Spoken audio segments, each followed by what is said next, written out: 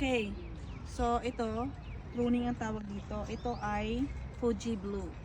Ganito guys ang technique no sa farming, sa mga farmers. Ito dapat ang ating bagong i-implement para ma-eliminate ang pagtaas ng mataas at ma-eliminate ang paglaki niya.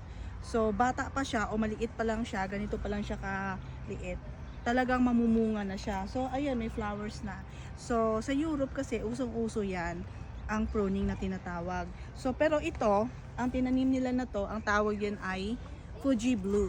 O, di ba talagang mabilis mo pitasin pag namumulaklak. O, pag may mga bunga na yan, pitasin mo na yan. So, yan yan. Ayan guys, oh, may mga flowers. So, ganyan.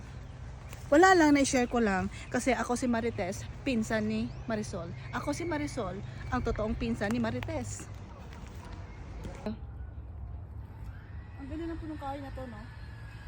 So, dahil sa mahabang aming winter, so mga simple-simple ng mga bagay, kagaya ng mga punong kahoy na ito, maganda ang panahon ngayon, pinastol ko aking sarili, diba?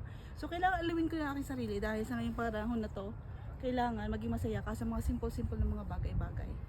So, napansin nyo, maganda ang panahon, maganda, sunny, at may mga tanim-tanim, at maliwalas. So, ganito guys ang buhay namin dito sa Canada.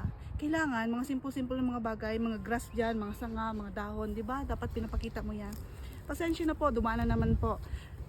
Pinsan ni Maris.